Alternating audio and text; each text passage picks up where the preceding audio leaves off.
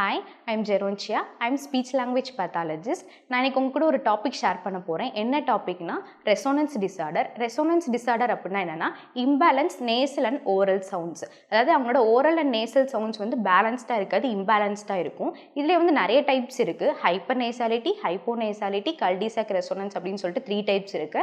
அதுல first type வந்து hyper நேசாலிட்டி அப்படின்னா டூ மச் சவுண்ட்ஸ் வந்து வைப்ரேட் ஆகும். நேசல் கேவிட்டியில் டூ மச் சவுண்ட்ஸ் வந்து வைப்ரேட் ஆகும்.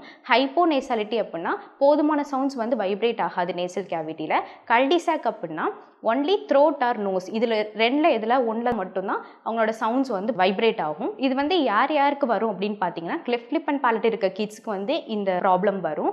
தென் என்லார்ஜ் அடினாய்டு வந்து ரொம்ப லார்ஜாக இருக்க குழந்தைங்களுக்கு இந்த ப்ராப்ளம் வரும். நியூரலாஜிக்கல் டிசார்டர் இருக்க குழந்தைங்களுக்கு இந்த ப்ராப்ளம் வரும். அப்ராக்சியா இருக்க குழந்தைங்களுக்கு இந்த ப்ராப்ளம் வரும். ஸோ இதுக்கு வந்து என்ன ட்ரீட்மெண்ட் பார்த்தீங்கன்னா ஸ்பீச் தெரப்பி தான். ஸ்பீச் தெரப்பியில் வந்து நம்ம குட் சிட்டிங் பொசிஷன் இருக்கணும். ஓரல் மோட்டார் தெரப்பி வந்து நம்ம கொடுக்கலாம். ப்ரீத்திங் எக்ஸசைஸ் வந்து நம்ம கொடுக்கலாம். ப்ரீத்திங் எக்ஸசைஸ்லாம் கொடுக்கும்போது அவங்களுக்கு கரெக்டாக அந்த சவுண்ட்ஸ் வந்து பேலன்ஸாக ப்ரொடியூஸ் ஆகும். ஸோ உங்களுக்கு ஃபர்தர் டீட்டெயில்ஸ் வேணும் அப்படின்னா கான்டாக்ட் பிஆர்சி. தேங்க்யூ.